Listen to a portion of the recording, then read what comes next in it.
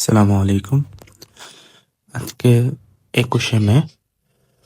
আজকে pay scale নিয়ে সচিব কমিটির শেষ সভা হয়েছে এবং এখানে চূড়ান্ত সিদ্ধান্ত হয়েছে, যেটা পরবর্তীতে প্রজ্ঞাপন আকারে প্রকাশিত হবে এবং নির্ধারিত হয়েছে 22 লক্ষ সরকারি কর্মকর্তা কর্মচারীর ভাগ্য।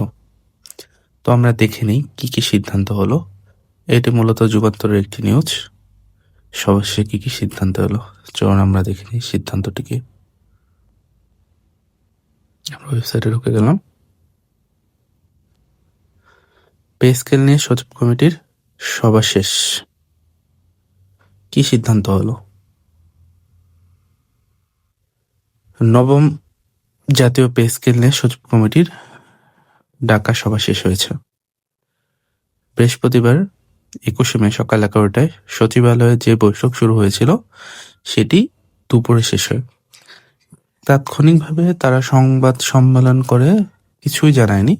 তবে এই কমিটির সাথে সংযুক্ত দায়িত্বশীল কিছু সূত্র থেকে জানা গিয়েছে, নিচের স্তরে সরকারি চাকরিজীবীদের বেতন ও সুযোগ সুবিধা বেশি বাড়ছে। মানে যারা নিচের গ্রেডে আছেন, যাদের বেতন তুলনামূলক কম, তাদের ক্ষেত্রে সুযোগ সুবিধাটা বাড়ানোর কথা বলা হয়েছে। আর উপরের স্তরের কর্মকর্তারা যেহেতু তুলনামূলক তাদের বেতন বেশি, সেজন্য তাদের সুযোগ সুবিধা কিছুটা কম হবে। একই সঙ্গে সরকারি পেনশনভোগী যারা আছেন তাদের সুবিধাও বাড়তেছে। পেনশনের হার 100% বেশি, মানে 100%-এরও বেশি। কেউ যদি এখন 10,000 টাকা পায়, সেটা 20,000 টাকার সুপারিশ করা হয়েছে বলে, বা তারও বেশি সুপারিশ করা হয়েছে বলে সংশ্লিষ্ট সূত্র থেকে আমরা জানতে পেরেছি।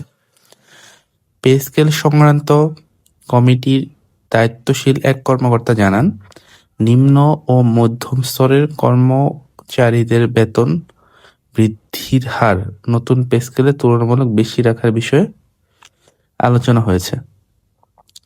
আচ্ছা, এখানে বেতন বৃদ্ধি বলতে ইয়ারলি ইনক্রিমেন্টকে বুঝিয়েছেন তারা, নাকি তারা যে মূল বেসিক, মানে যেটা আমরা দেখেছিলাম যে প্রাথমিক বেসিক যেটা 8,000 টাকাকে 20,000 করা হয়েছিল, সেটাকে বুঝিয়েছেন? সেটা এখানে স্পষ্ট নয়, সেটা গেজেট প্রকাশ হলে আমরা দেখতে পারবো। তাদের বেতন বৃদ্ধির হার বেশি রাখার মেইন কারণ হচ্ছে মূল্যস্ফীতির চাপ নিম্ন আয়ের কর্মচারীদের উপর বেশি পড়েছে। স্বাভাবিক মানুষের চলার জন্য ন্যূনতম কিছু অত্যাবশ্যকীয় প্রয়োজন রয়েছে, যেমন একটি ওষুধ, ধরেন একটা নাপা ট্যাবলেট, এটা একজন কর্মকর্তা কিনতে গেলেও যে টাকা লাগবে, একজন কর্মচারী কিনতে গেলেও সেম টাকাই লাগবে। জ্বর আসলে একজন কর্মকর্তাকেও যে ওষুধ খাইতে হবে, একজন কর্মচারীকেও সেই ওষুধই খাইতে হবে। এটা মৌলিক অধিকার। সিমিলারলি এরকম ম্যাক্সিমাম জিনিসেরই দাম সবাইকেই ফেস করতে হয়েছে, কিন্তু যাদের আয় কম তাদের উপর কষ্টটা, চাপটা অত্যধিক বেশি পড়েছে। পাশাপাশি বিভিন্ন গ্রেডের মধ্যে বিদ্যমান বৈষম্য কমিয়ে আনার সুপারিশ থাকতে পারে বলে জানান তিনি। এটা সংশ্লিষ্ট সূত্র থেকে জানা। পে কমিশনের দায়িত্বশীল সূত্রগুলো জানিয়েছেন, পূর্ণাঙ্গ সুপারিশ অনুযায়ী এবারে নতুন পে স্কেল বাস্তবায়ন করতে গেলে সরকারকে অতিরিক্ত 43,000 কোটি টাকা প্রয়োজন। এটা কিন্তু আমরা আগে জেনেছি যে পে স্কেল পূর্ণাঙ্গ বাস্তবায়নের জন্য প্রয়োজন হচ্ছে 1,06,000 কোটি টাকা অতিরিক্ত বর্তমান যেটা লাগে। আর যেহেতু এখানে বলা আছে 3 ধাপে প্রদান করা হবে, তো প্রথম অর্থ বছরে বেসিক আর 50%, সেক্ষেত্রে 43,000 কোটি টাকা লাগে।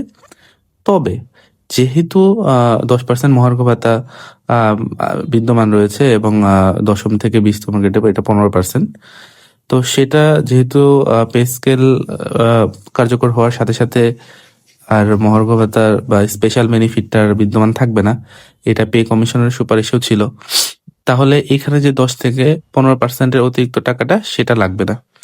সেক্ষেত্রে 43,000 কোটি টাকার মধ্যে 37,000 কোটি টাকা আর স্পেশাল বেনিফিটের টাকা হলেই আসলে 43,000 কোটি টাকায় হয়ে যাবে। সেজন্য অতিরিক্ত হিসাবে 37,000 কোটি টাকা প্রয়োজন হচ্ছে। এই হিসাব মাথায় রেখে আসন্ন বাজেটে প্রয়োজনে বরাদ্দ রাখা হয়েছে। জানা গেছে মাননীয় প্রধানমন্ত্রী তারেক রহমানের সঙ্গে সচিবালয়ে গত বুধ এবং আজকের বৃহস্পতিবার 2026-27 অর্থ বছরের বাজেট নিয়ে বৈঠক অনুষ্ঠিত হয়েছে।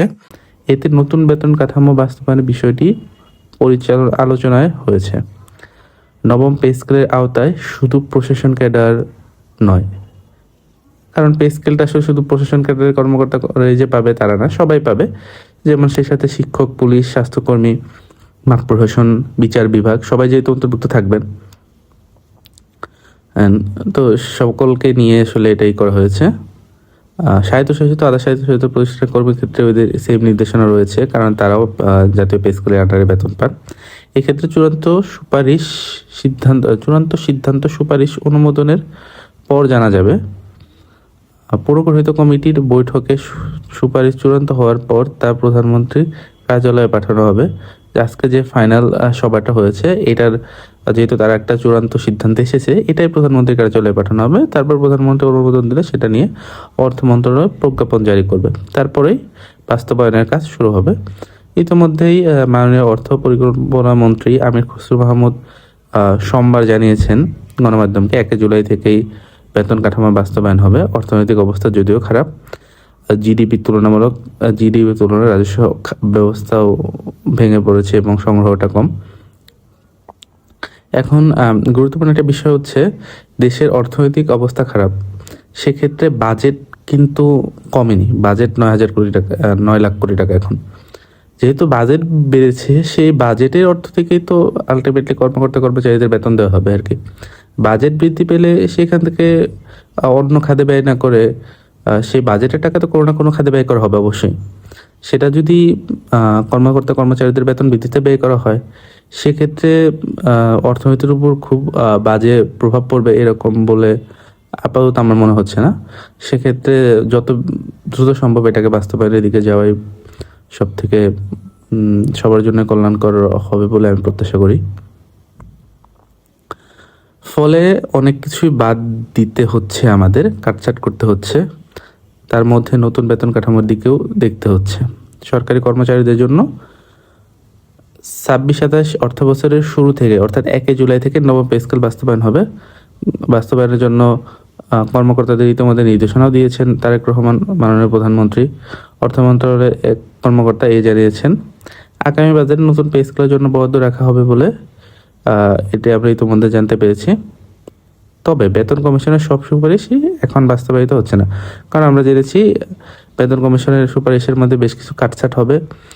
সেখান থেকে সেটাকে 3 ধাপে বাস্তবায়ন হবে। মন্ত্রিপরিষদ সচিবকে নেতৃত্বে যে পুনর্গঠিত কমিটি রয়েছে, সেটি তারা এই পে স্কেলকে 3 অর্থ বছরে বাস্তবায়ন করা হচ্ছে কিনা এমন প্রশ্নের জবাবে অর্থমন্ত্রী বলেন, কমিটির সুপারিশ ছিল, তবে আমাদের তো বাজেটের সীমাবদ্ধতা রয়েছে, কঠিন পরিস্থিতির মধ্যে আছি আমরা। পে কমিশনের সুপারিশে আমরা ইতিমধ্যে দেখতে পেরেছি যে 20,000 টাকা সর্বনিম্ন বেতন ছিল।